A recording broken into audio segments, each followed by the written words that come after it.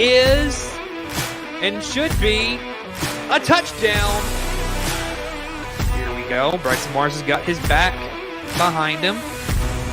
It is Jaquindon Jackson. Here's the snap. Bryson Barnes looking deep. He's got a man. It's caught! He's gone! Touchdown early!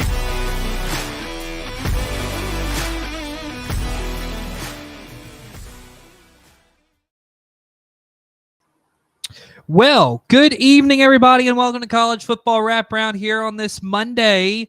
We're past the midway point of the regular season for college football, and folks, there has been no shortage of drama. I will tell you this. Last year we thought it was crazy. This year has been a crazy year for college football. Now, why do I say that? The fact is, right now, we sit here and as far as the teams that we thought were going to be up at the top, they have seemingly struggled a little bit. And so we are witnessing what is just a crazy season to this point. And so tonight, we are here to break some stuff down. So, of course, we're going to be talking about, well, first off, we're going to reveal the rankings. If you have downloaded the app or clicked the link in the community post or under the videos that we've done before or in the About section on the YouTube page, you would know that that would be the way you can access the app and then be able to see the rankings on Sunday morning when they come out. So, without a doubt, let's go ahead and turn our attention to the rankings. And so, folks, we are here at a crazy point in the season.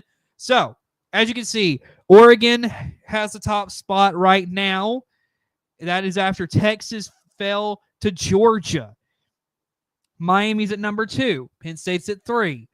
Georgia at 4, Tennessee at 5, Clemson 6, Ohio State 7, Texas 8, Notre Dame 9, Texas A&M 10, LSU 11, BYU 12. That is your top 12 for right now.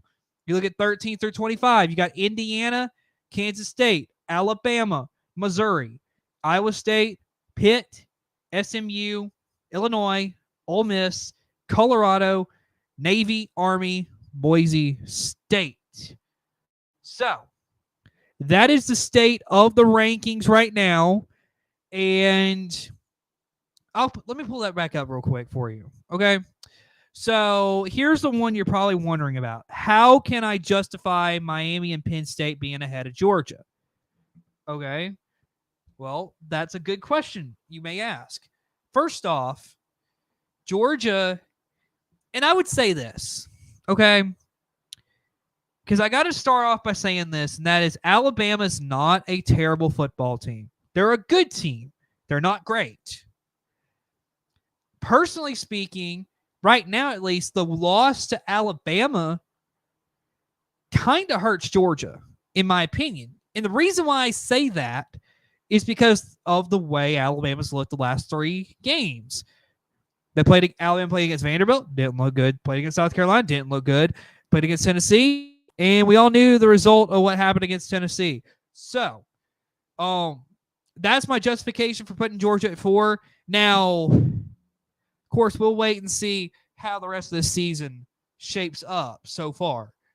And so, of course, this is the rankings right now. Okay? So, of course, if you have any more comments, you can go ahead in the chat, put that in there. We would love to answer your questions about the rankings. This is where we have it right now, okay? So, without a doubt, let's move on to our next topic. And we had a comment on our most recent video. This is coming from Stephen Russell 2431, and this comment comes last night. He says BYU has 2 wins against ranked teams. Those 2 teams each have 1 loss to BYU. Which other teams have wins against ranked teams that are still ranked? So, first off, I think that is a great question. And first, you gotta admit one thing, and that is BYU probably. I haven't been able to find another team that's beat 2 ranked teams right now. With that being said, let's do look at BYU, and reason why I think that I haven't been as high on BYU as a lot of people probably have. Okay, so August 31st, they played against Southern Illinois. That's a cupcake. Good win. That's one you should win. That was 41-13. They turned around on a Friday night the next week. They had SMU, and they were on the road at SMU. They beat SMU 18-15. Okay. September 14th, 34-14 over Wyoming. Then you had on September 21st, you had the 38-9 smacking of Kansas State. Then you had the 34-28 win against Baylor, and you had the 41-19 against Arizona, and then the most previous game, their win against Oklahoma State 38-35. So, you may question why I haven't been as high on BYU. Okay. And I will pull the rankings up again and just show you. But basically what I'm saying is that the 11 teams that I have ahead of BYU, right now at least, I think they beat BYU. Now, granted, there's also a couple of teams probably behind BYU, I would say, that I think could beat BYU right now. But just for the sake of records and how the rankings add up, that's why I have BYU only at 12.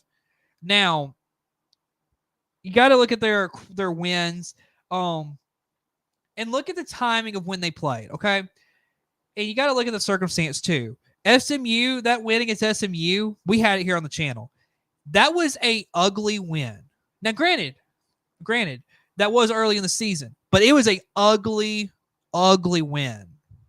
That was one that I don't think. If BYU lost that game, I don't think we really would be hearing about BYU. I'm just being honest. And take it for what it is. The Big 12 competition isn't really as good as, say, the SEC or the Big 10. Now, also, they had the 38-9 win over Kansas State. Now, that was a home game, first and foremost. And yes, that actually is a pretty good win, in my opinion. But the SMU game, I feel like kind of discredits just a little bit just because of how it was played and just the way it was played. It was not a good game. Now, keep in mind, too, like I said, Big 12 competition, not as good as the SEC or the Big 10. And SMU comes from the ACC. I just don't think that game proved me why I should be saying BYU is good. But the Kansas State win does hold a lot of merit. I will give that credit. So, who does BYU have the rest of the season? Well, this upcoming week they got UCF. Then they'll have Utah. Then they have Kansas, Arizona State, and Houston. I will go ahead and say this right now. The thing that is hurting BYU, well, first thing I'll say that's hurting BYU is I think their schedule is not really that strong. Now, yes, if they win their conference, if they win their conference championship game, then they're in the playoff. But the thing I worry about is, can they actually win a playoff game? I don't think they can actually win a game in the playoff. Depending on where they go, I don't know if they can actually win in the playoffs. That's part of why I am not so high on BYU right now, is because I just don't trust them right now.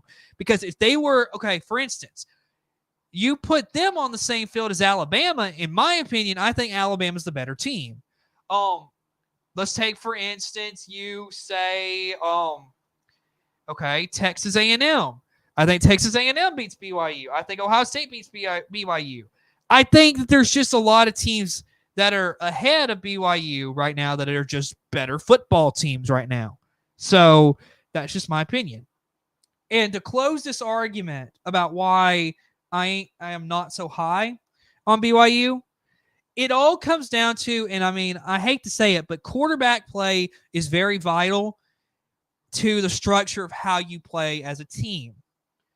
And Jake Retzloff, now I got to give him credit. He has started playing a little bit better this season.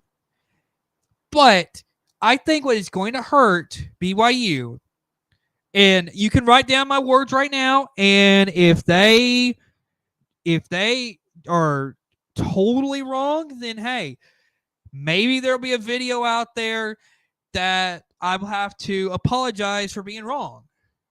But I'm willing to take this chance and say that I do not think if BYU gets into a situation, like in a playoff situation, and they've got to throw the ball against, say, okay, let's say that they're the 4th seed, and let's say that Penn State's the 5. You're playing Penn State, and let's say you're in like the Fiesta Bowl. I got to be honest with you. If you're having to go against that Penn State defense and try to win the game, and you got to rely on Jake Retzloff throwing the football, I don't this season, he's got a 59% completion percentage, which is better than last year because he was at 50% last year. So he's gotten better, but I mean, he's thrown 16 touchdowns to 7 interceptions. Okay? Right now, what I'm seeing is that I don't know, like I said, I don't know if I can trust Jake Retzloff to throw the ball against a team to potentially put yourself in a situation to go win a championship. I don't see it. Now, if you put, because right now, the top 2 teams in the Big 12, BYU and Kansas State, of course, in my rankings, the way my rankings are set up right now, I'm just going by the rankings. I'm not going by how conference records and that's situated. I'm just going by this. That is that if BYU and Kansas State were to meet in Arlington on that first Saturday of December for a Big 12 championship game, I would give the edge to Kansas State right now, because I think the way that Kansas State's been playing these past few weeks after getting smacked by BYU, I think on a neutral site, Kansas State would win the game, although they got smacked by BYU. But you got to keep in mind, it was at BYU that they got smacked at. So keep that in mind. So I know this rant has probably gone on a little bit long, but I wanted to give an explanation to Stephen Russell as to why I am just not so high on BYU this season. And I mean, hey, you can put in the chat, you can tell me if I'm valid on that, but that's just where I'm coming from. I'm just not ready to say BYU can go beat anybody, because I don't think they are. So, with all that being said, let's move on to breaking down some games that we saw on Saturday. And man, what a Saturday it was. And we started out by talking about Georgia and Texas, a game that we thought was going to come down to the last play. And in reality, Georgia. Okay, let me first start by saying this. The 30-15 score that we saw at the end of the ball game is not reflective at all to the dominance that Georgia showed in this ball game. Look, I got to be honest and admit when I am wrong. I was wrong about this. I thought Georgia was not as good of a football team this year, and I thought they were about to fall off, because I thought there was not a team. I mean, I don't think there would be anyone to replicate just the dominance Saban had. But come to find out, Georgia's just what Alabama was with Saban. I mean, like I said, I got to admit when I'm wrong, and I was wrong on this because I got to be honest. I don't think I'm going to be betting against Georgia much anymore. That is how crazy this game was. Now, there is something to this too. Okay?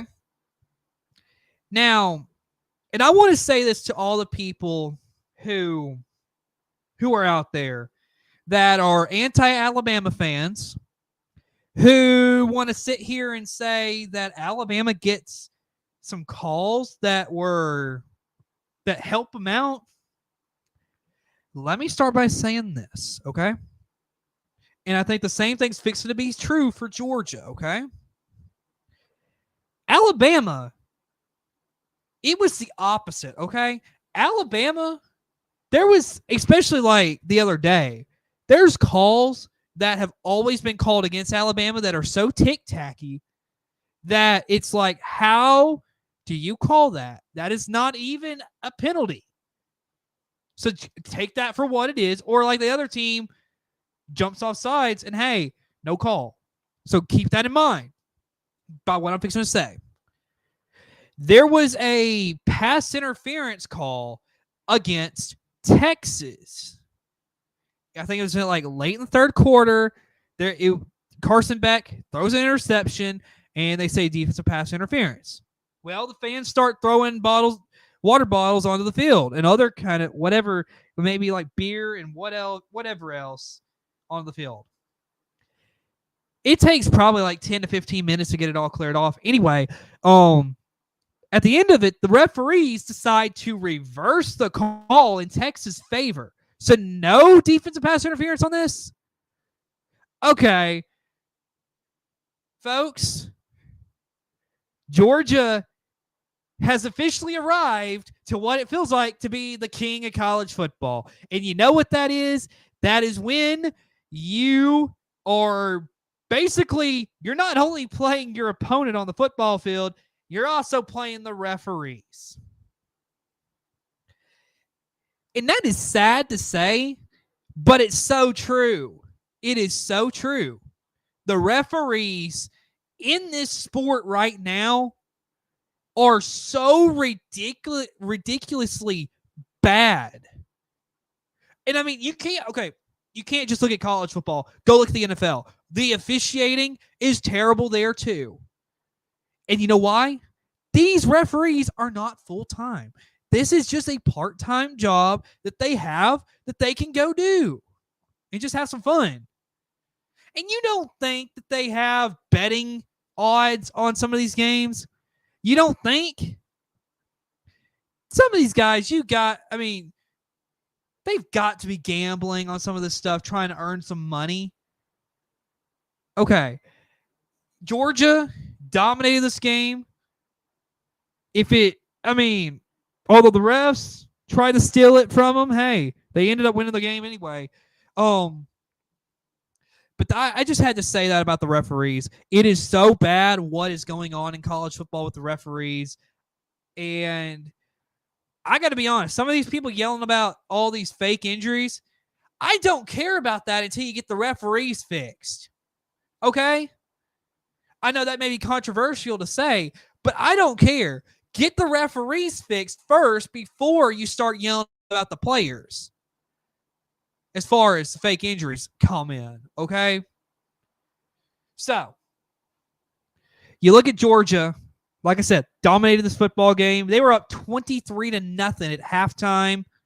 They ended up winning the game 30-15. You look at some stats throughout this ball game, and the only thing I feel like that could potentially hold Georgia back, and I think it was true against Alabama, is that the interceptions and the turnovers Carson Beck commits, I feel like that would be like the only phase of the game that I could see hurting Georgia in the long run.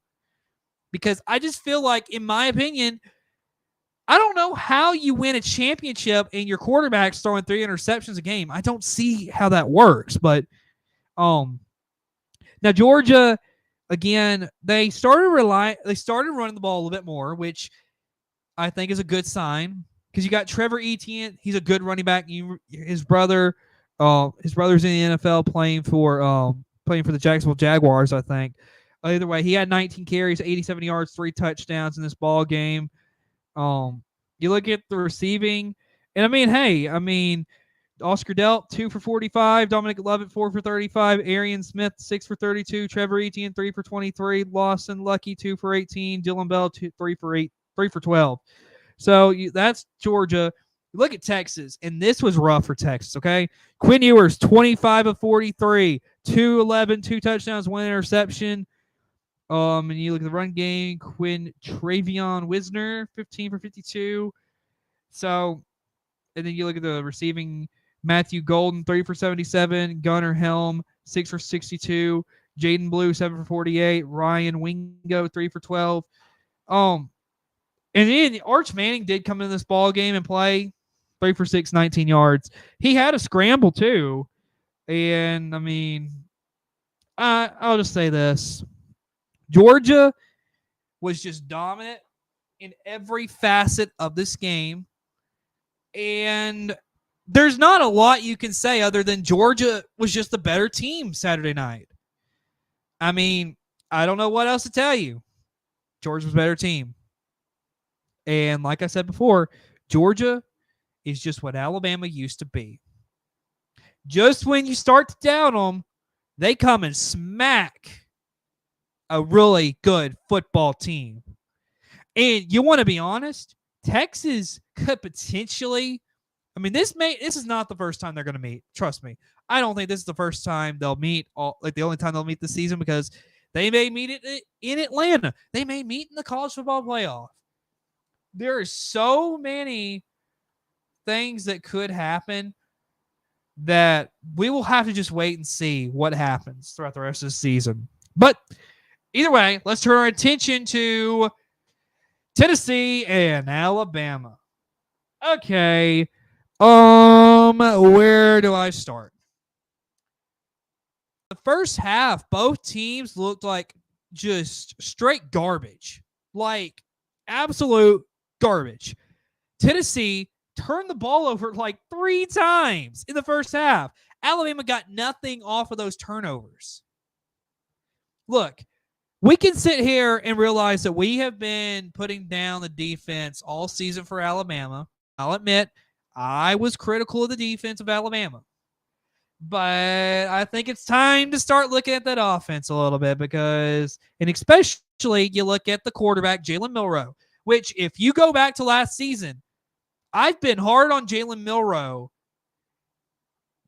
for pretty much the entirety of his stint as quarterback of Alabama. Now, I will say I probably slacked up on him a little bit after the Georgia win. But, yeah, we're back here to criticize Jalen Milroe.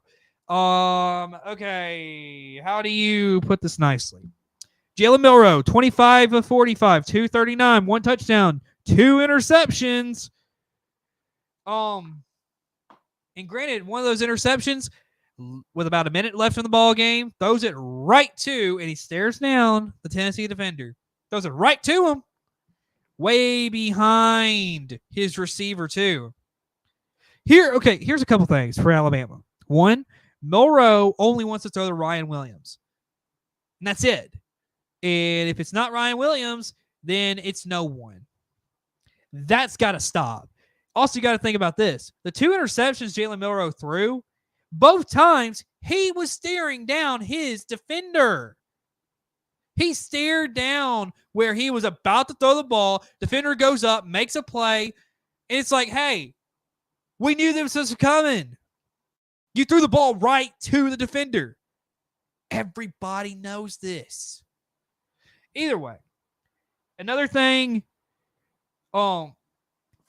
second half, Tennessee came alive mainly because Dylan Sampson came alive. Dylan Sampson in the first half was a no-show. Second half, it was night and day for Tennessee. Dylan Sampson did end the game with 26 carries, 139 yards, 2 touchdowns. got to give credit where credit's due. He made some plays. When you talk about run game for Alabama, though, the play calling's so bad for Alabama. You don't run the ball more. You got all these talented running backs, and you don't run the ball more. And I'll say this, okay? Tennessee, at the end of the day, they were the better team. Plus, you got to give credit where credit's due. Their defense is just ridiculously good. I would say the majority of the country would look at that Tennessee defense and be like, hey, we want them. Alabama's defense, I didn't think played bad. They didn't play bad at all. Thing is, when your offense isn't helping you, your defense will give up some points. But, I mean, hey, Alabama's defense didn't do bad. So, at the end of the day, Alabama, I think there's a lot of people who would, I mean, a lot of teams, let's be honest, a lot of teams would love to be 5-2 right now. But for what these Alabama fans think, this is not a good season for some of these people. And I mean, yeah, this is not great in Alabama standards with Nick Saban. But go back and look, okay? Saban's first year wasn't great, okay? It was not good. Yeah, it wasn't good at all. It really was not good at all, okay? And I'm saying this as a person who, I mean, pretty much since I remember, Saban was head coach of Alabama and Alabama was dominant. But that's besides the fact, okay? Alabama was not good before Nick Saban as far as after Bear Bryant. Like, I mean, unless you want to, I mean, you can't discredit the national championship that Gene Stallings won. I mean, that was a good championship win for Alabama. But moving aside all of that, Alabama, I think Kalen DeBoer, he's still trying to implement a system. He's changing up a lot of the way the team's playing. You got to look at this as he's got a lot of young players out there playing. Jalen Milroe, you would think, because he's a quarterback and he's the veteran on that offense, he would try to help the offense out a little bit. No, that's not happening. Offensive line, go back and look. I mean, and Jack pointed this out to me. The way that the offensive line at Washington last year, the way they were able to move around and protect Penix last year at Washington, you're not seeing that with Alabama because Alabama's offensive linemen are too slow. And I don't know where that ended up happening, but hey, Alabama's offensive linemen they're not quick. They don't move. So the way that Kalen DeBoer wants to run this team, he can't really do it. And it's just year one. And they're 5-2. And hey, Alabama, there's still a chance for them to get to the college football playoff. I mean, they got 5 games left. I think it's Missouri, LSU, Oklahoma, Mercer, and Auburn. Yeah, that's 5 teams they got. That wasn't in the right order, but Alabama, you could legitimately see them win out and get a chance to go to the playoff with a 12-team playoff system. Now, do we think this Bama team could legitimately win? No. At least I don't think right now they could win the championship. Now, on the other hand, what about Tennessee? Do I see them right now being a team that can win the championship? I think if, at least the way they've been playing, I don't think they can. But if Nico Imaliava starts playing a little bit better, playing a little bit more like the potential that everybody thought they saw in Nico early in the season, preseason, then yeah, Tennessee could legitimately win the national championship here. Alabama, I mean, you could argue Alabama's the same way. If Alabama would just play better offense, yeah, they could have a chance to win the championship. It's all about the mindset these players have, okay? And Alabama and Tennessee both, I mean, I think both teams are good teams, but they're not great. And that's what's holding them back. Well, folks, let's move on to our final game to recap.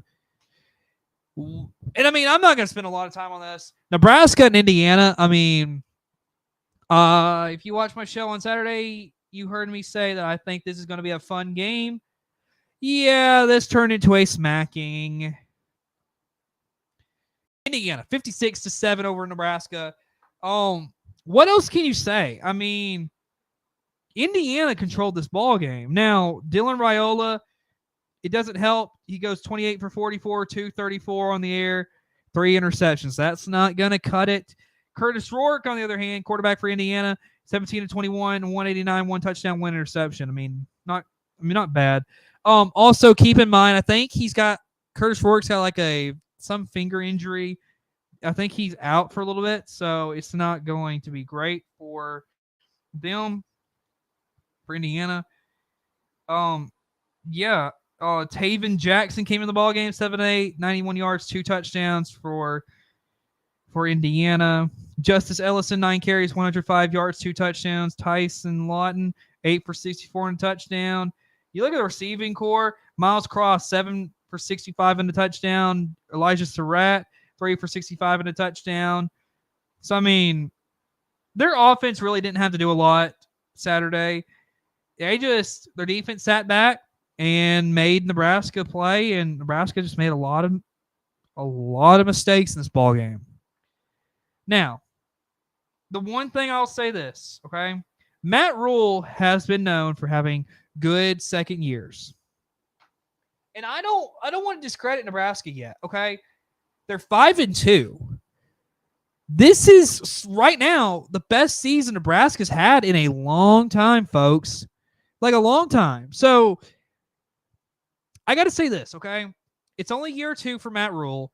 Cut him a little bit of slack. They're 5-2, but they are running into Ohio State this coming week. So, gonna be interesting. Also, I did want to reveal our game picks records. Let me go ahead. I'm gonna full screen this.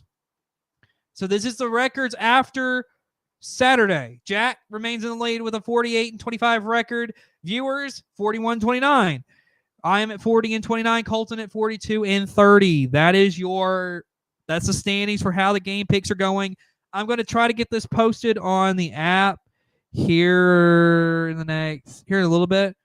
But yeah, that is how the game picks records are shaping up right now. So that is pretty much all I have for tonight. We went on for 33 minutes. Hey, that was a good show. So we had a lot that we talked about in just a short 30 minutes. But hey, college football, this is a great time of year. Now, we will be back Wednesday night. We're going to try to we got a couple games we're going to preview. The ones that we have in our game picks that we're not going to be able to talk about on Saturday, because Saturday we're constricted to just the 30 minutes a show that we have. So we're going to get to some of those games that we can't talk about on Saturday just because of the time restriction. And so we'll get to those games, talk about them, and we will reveal whether or not we have a game broadcast coming up this week. So keep that in mind. So, folks, this has been a great show. Had a fun time doing it for you, and we'll see you again later. Good night, everybody.